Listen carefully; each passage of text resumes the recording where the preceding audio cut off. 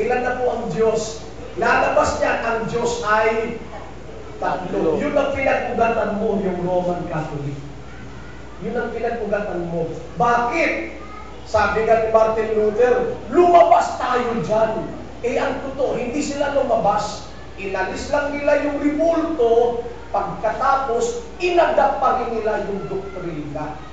Ribulto lang inalis nila. Take note, kahit i-search po ninyo sa libro, sa internet, sa history, ang paniniwalang 2 at 3 Diyos, nagsimula lang yan noong 325 AD. Sa panahon ng Roman Catholic, sa pangangaral ni Tertullian. Balikan niyo ako mga kapatid kapag mali yung sinabi ko. Sa panahon ni Tertullian, siya kasi yung nangaral niyan. There is God the Father, God the Son, God the Holy Spirit. At lumaganap ngayon yan. Ng 325 AD, doon lang po nagsimula yan. Meaning, nung unang mga panahon, hindi pala kilala yung God the Father, God the Son, God the Holy Spirit. Walang tatlong Diyos sa Biblia. Pagpapasimula tayo ngayon. Efeso Kapitulo 2:19, alam na ninyo yan, babalikan lang natin. Sabi ko nga, magtala kayo, maglista kayo. Pag may nakausap kayo, simple lang naman ang tatanong.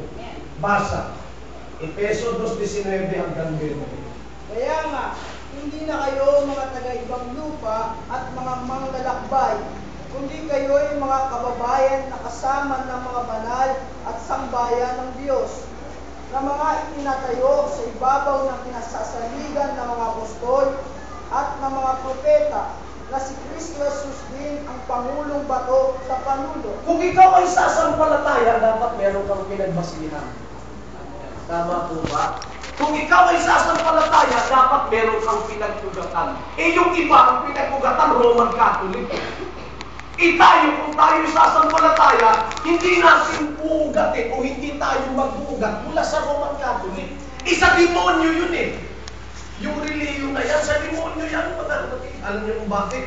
Kasi yung tagapagturo nila dyan, lasinggero, babaero, mga bakla. O, tanungin niyo mga kapatid, yung mga ninuno po ninyo. Kung walang baklang pare, kung walang babaero pare, kung walang lasinggero pare. Bakit po nasabi ang pastor? Itiyo ko pare eh, nakapang-rape eh. Tiyo ko yun. Pinsang buo ng nanay ko, tapos paggabi nasa bar palagi. Sa demonyo yan, yung reliyon na yan. Doon sila nagpugat. Kung tayo po'y sasampalataya, dapat yung pinag-ugatan natin, yung pananampalataya ng propeta, ng apostol, at ni Jesus Christ. Kung yun ang pag-ugatan ng faith natin, hindi tayo magkakaroon. Tatanungin natin sila ngayon, brother. Teka muna, propeta. Kasi sabi ng pastor, dapat sa iyo nagbubugat ang aming faith. Kasi una silang nanampalataya eh. Tanungin natin sila, teka muna, propeta. Ano ba paniniwala mo sa Diyos? Deuteronomio, pag-isabi na ninyo yan, kung babasahin natin. Sa ispuno. Ito nga ang utos, ang mga palatuntunan at ang mga katulan na inutos ng Panginoon ng Diyos. Iniuutos ito ng Diyos eh. Ito'y palatuntunan. Tuloy. Na ituro sa inyo upang inyong magawa sa lupain inyong karoroonan. Tuloy. Na ikaw ay matakot sa Panginoon. Matakot ka sa Panginoon mong Diyos. Maraming tao ngayon, wala nang takot. Tuloy.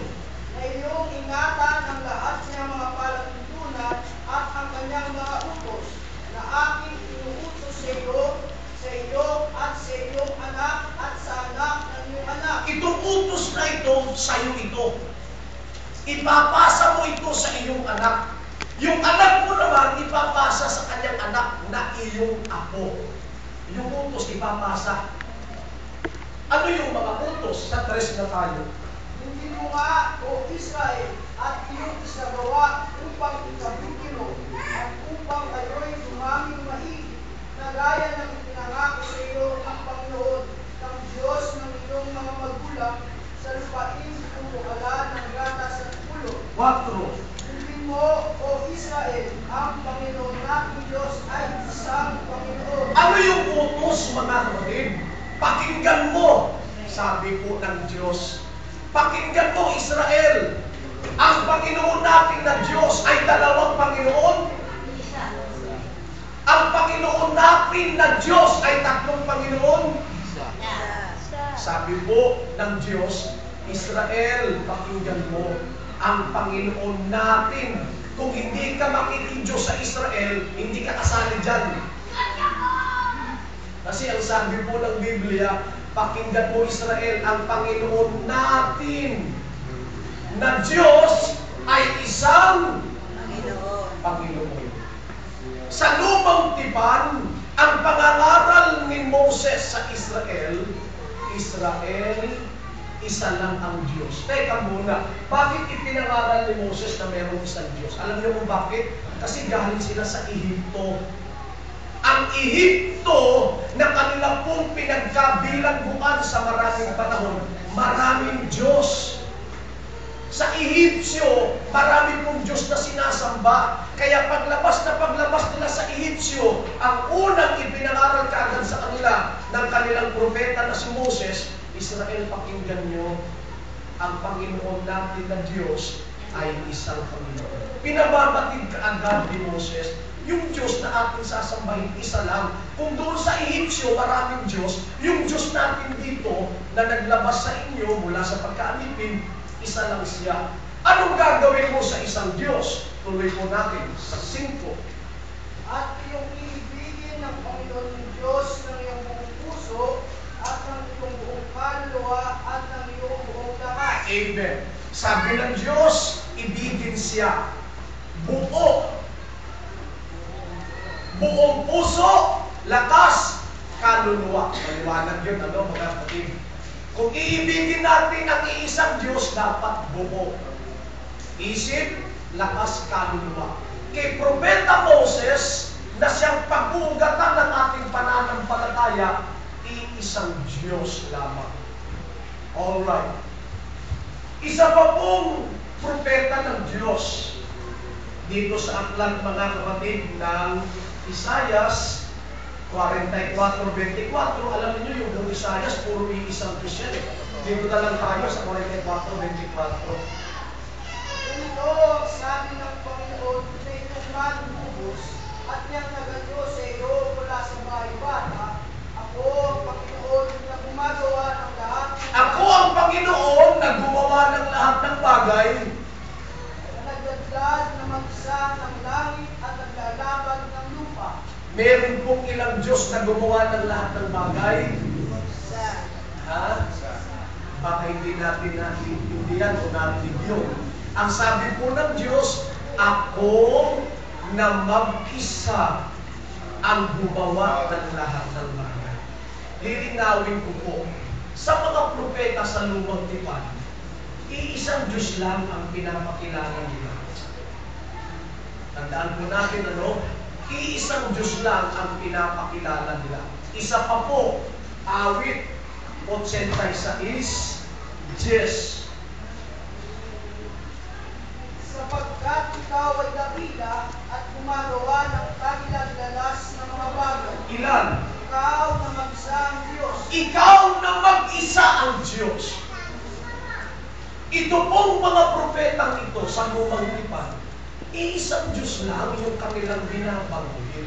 Meron isang nagsabi, kasi pastor, hindi pa ipinapakilala dyan si Kristo. Ito ang sagot natin. Kung Diyos si Kristo, napakaswapang naman ng Diyos Ama, hindi niya ipakilala yung kanyang anak na Diyos din. Hindi ba? Kung Diyos din si Kristo, at dalawa sila noon sa langit, napakaswapang naman ng Ama. Siya lang palagi, ako lang ang Diyos, ako lang mag-isa. Samantalang meron pa palang isang Diyos. Hindi ba ganun yun, mga kapatid? Ang swapang naman ng Ama. Kaya lang kasi sa Biblia, isa lang ang Diyos eh. Bakit ko nasabing isa lang? Babasa ulit tayo. Sa aklat ng Isaias pa rin. Bakit hindi niya maipapakilala kung meron pang ibang Diyos? Ganito po sabi ng aklat ng Isaias 45:6. Babasahin natin. Upang kanilang maalaman mula sa sikatan ng araw. teka muna. Upang kanilang malaman mula sa sikatan ng araw. Saan po sumisikat ang araw? Ha? Sa silangan. Tuloy.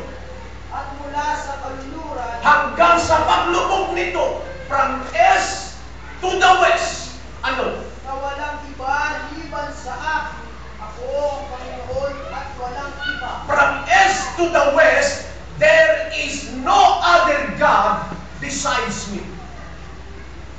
Yun yung sabi ng isang Diyos. From east to the west, there is no God besides me. Kaya pala hindi maipakilala yung isa pang Diyos na sinasabi nila, dalawa daw sila doon,